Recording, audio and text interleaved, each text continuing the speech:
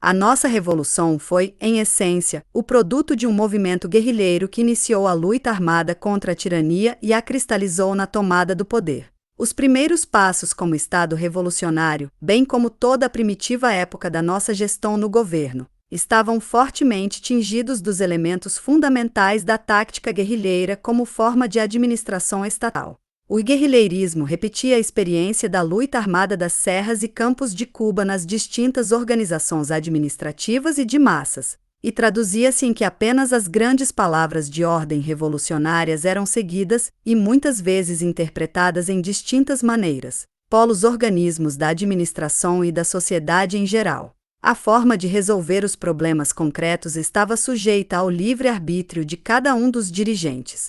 Por ocupar todo o complexo aparelho da sociedade, os campos de ação das guerrilhas administrativas batiam entre si, produzindo-se contínuas roçaduras, ordens e contra-ordens, distintas interpretações das leis, que chegavam, em alguns casos, à réplica contra as mesmas por parte de organismos que estabeleciam os seus próprios ditados em forma de decretos, sem fazer caso do aparelho central de direção. Após um ano de dolorosas experiências, chegamos à conclusão de que era imprescindível modificar totalmente o nosso estilo de trabalho e voltar a organizar o aparelho estatal de um jeito racional, utilizando as técnicas de planificação conhecidas nos irmãos países socialistas.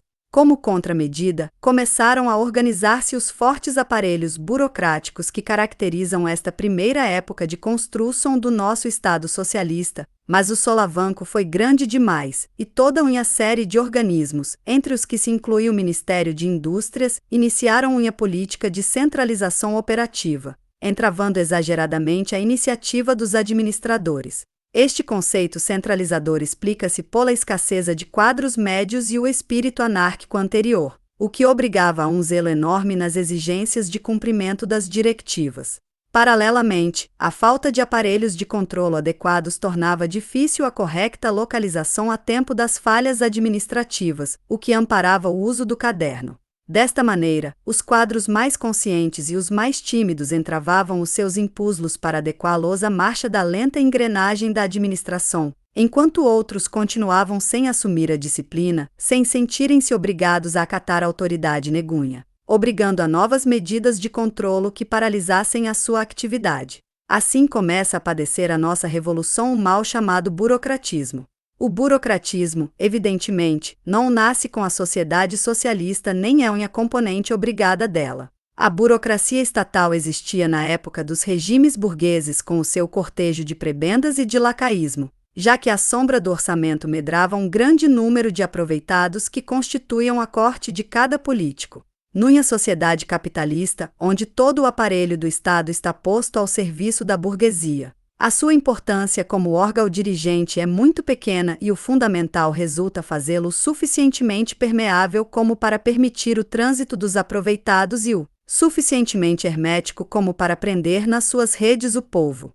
Dado o peso dos pecados originais jacentes nos antigos aparelhos administrativos e as situações criadas com posterioridade ao triunfo da Revolução, o mal do burocratismo começou a desenvolver-se com força. Se fossemos procurar as suas raízes no momento actual, acrescentaríamos a causas velhas novas motivações, encontrando 3 razões fundamentais. Uma delas é a falta de motor interno. Com isto, queremos dizer a falta de interesse do indivíduo por render um serviço ao Estado e por ultrapassar uma dada situação. Baseia-se numa falta de consciência revolucionária ou, de qualquer maneira, no conformismo fez-se o que anda mal. Pode estabelecer-se uma relação direta e óbvia entre a falta de motor interno e a falta de interesse por resolver os problemas. Neste caso, que esta falta de motor ideológico se produza por uma carência absoluta de convicção, quer por certa dose de desesperação perante problemas repetidos que não podem ser resolvidos, o indivíduo ou o grupo de indivíduos refugiam-se no burocratismo. Enchem papéis, salvam a sua responsabilidade e estabelecem a defesa escrita para continuarem a vegetar ou para se defenderem da irresponsabilidade de outros. Outra causa é a falta de organização. Ao pretender destruir o guerrilheirismo sem ter a suficiente experiência administrativa, produzem-se deslocamentos, gargalos, que entravam desnecessariamente o fluxo das informações das bases e das instruções ou ordens emanadas dos aparelhos centrais. Às vezes, estas ou aquelas tomam rumos extraviados e outras traduzem-se em indicações mal dadas, disparatadas, que contribuem mais para a distorção. A falta de organização tem como característica fundamental o falhanço dos métodos para encarar uma situação dada. Exemplos podemos ver nos ministérios. Quando se quer resolver problemas a níveis diferentes do adequado ou quando estes se tratam por vias falsas e perdem-se no labirinto dos papéis.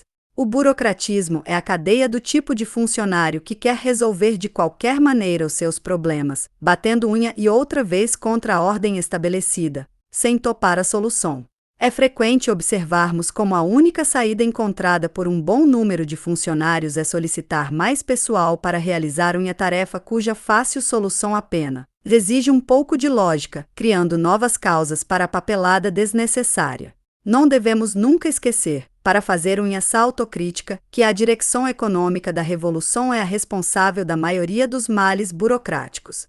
Os aparelhos estatais não se desenvolveram mediante um plano único e com as suas relações bem estudadas, deixando ampla margem à especulação sobre os métodos administrativos. O aparelho central da economia, a Junta Central de Planeamento, não cumpriu a sua tarefa de condução e não podia cumpri-la, pois não tinha autoridade suficiente sobre os organismos. Estava incapacitada para dar ordens precisas com base num sistema único e com o adequado controlo e faltava-lhe o imprescindível auxílio de um plano perspectivo. A centralização excessiva sem uma organização perfeita freou a ação espontânea sem o substituto da ordem correta e em tempo. Um cúmulo de decisões menores limitou a visão dos grandes problemas e a solução de todos eles estagnou, sem ordem nem conserto. As decisões de última hora, a correr e sem análise, foram as características do nosso trabalho. A terceira causa, muito importante, é a falta de conhecimentos técnicos suficientemente desenvolvidos como para poder tomar decisões justas e em pouco tempo. Ao não poder fazê-lo, devem reunir-se muitas experiências de pequeno valor e tratar de tirar de ali uma conclusão. As discussões costumam tornar intermináveis, sem que nenhum dos expositores tenha autoridade suficiente como para impor o seu critério. Depois de duas quantas reuniões, o problema continua vigente até que se resolve por si próprio ou há que tomar uma resolução qualquer, por má que ela for. A falta quase que total de conhecimentos, suprida como dissemos antes por uma longa série de reuniões, configura o reunionismo, que se traduz fundamentalmente em falta de perspectiva para resolver os problemas. Nestes casos, o burocratismo, quer dizer, o freio dos papéis e das indecisões ao desenvolvimento da sociedade, é o destino dos organismos em causa. Estes três motivos fundamentais influem, um a um ou em distintas conjunções, em menor ou maior proporção, em toda a vida institucional do país. E chegou o momento de romper com as suas malignas influências. Cumpre tomarmos medidas concretas para agilizar os aparelhos estatais, de tal jeito que se estabeleça um rígido controlo central que permita ter nas mãos da direção as chaves da economia e liberte o máximo a iniciativa, desenvolvendo sobre bases lógicas as relações das forças produtivas.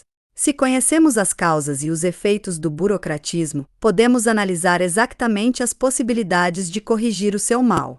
De todas as causas fundamentais, podemos considerar a organização como nosso problema central e encará-la com todo o rigor necessário. Para isso, devemos modificar o nosso estilo de trabalho e hierarquizar os problemas adjudicando a cada organismo e a cada nível de decisão a sua tarefa. Estabelecer as relações concretas entre cada um deles e os mais, desde o centro de decisão econômica até a última unidade administrativa e as relações entre os seus distintos componentes, horizontalmente, até formar o conjunto das relações da economia. Eis a tarefa mais exequível às nossas forças atualmente e permitirá-nos, como vantagem acrescentada, encaminhar para outras frentes uma grande quantidade de empregados desnecessários, que não trabalham, realizam funções mínimas ou duplicam as de outros sem qualquer resultado.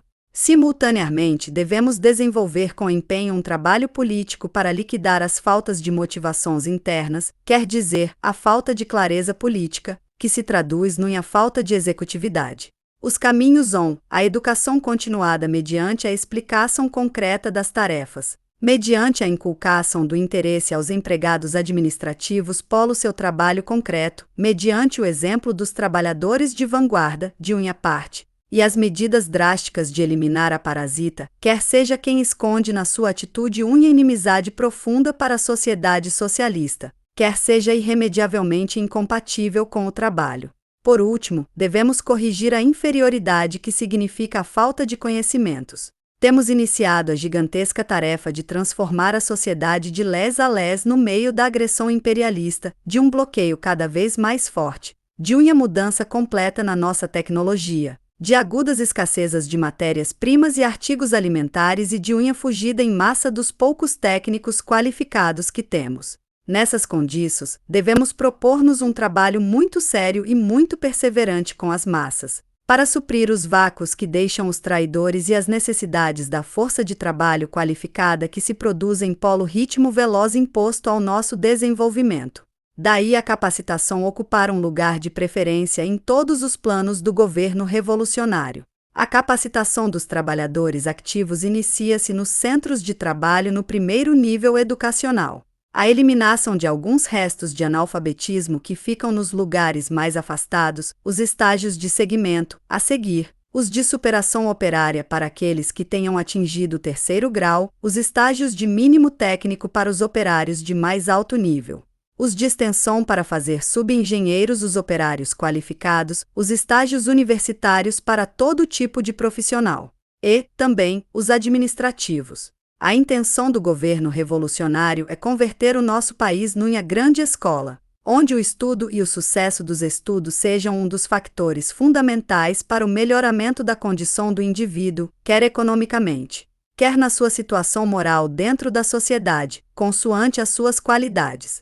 Se nós conseguirmos desentranhar, por baixo da maranha dos papéis, as intrincadas relações entre os organismos e entre secções de organismos, a duplicação de funções e os frequentes altos e baixos que atravessam as nossas instituições, acharmos as raízes do problema e elaborarmos normas de organização, primeiro elementares, mais completas a seguir, dermos a batalha frontal aos displicentes, aos confusos e aos vadios, reeducarmos e educarmos esta massa, a incorporarmos a revolução e eliminarmos-o.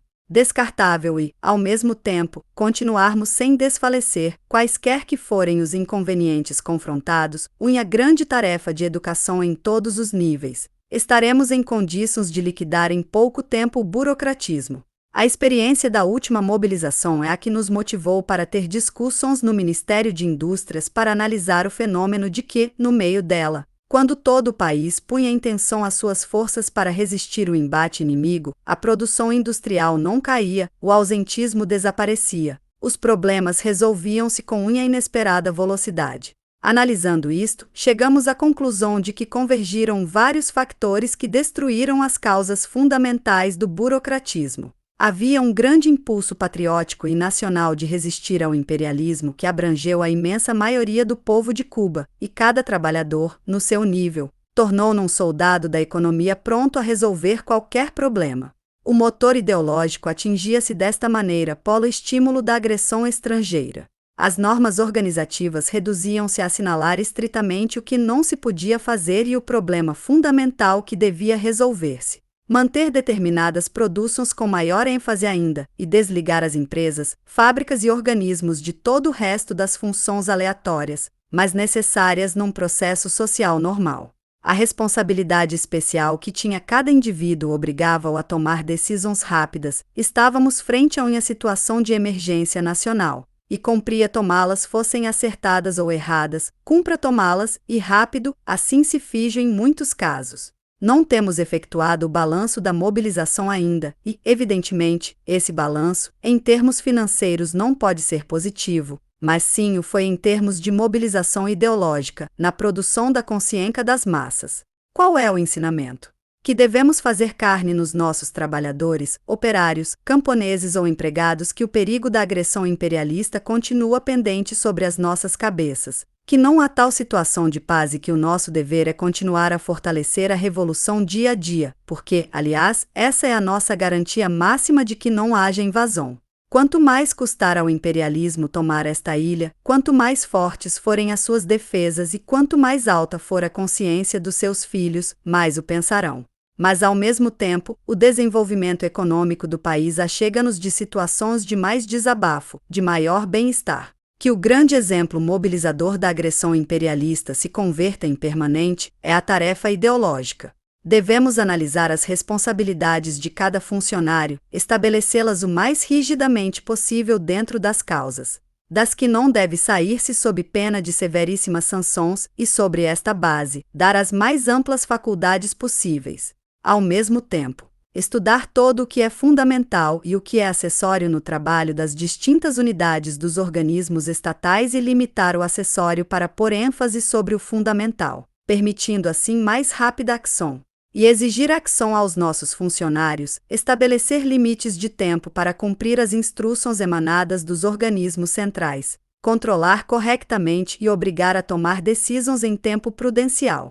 Se nós conseguirmos fazer esse trabalho todo, o burocratismo desaparecerá. De facto, não é uma tarefa de um organismo, nem sequer de todos os organismos econômicos do país, é a tarefa da nação inteira, quer dizer, dos organismos dirigentes. Fundamentalmente do Partido Unido da Revolução e das agrupações de massas. Todos devemos trabalhar para cumprir esta palavra de ordem premente do momento: guerra ao burocratismo. Agilização do aparelho estatal. Produção sem entraves e responsabilidade pela produção.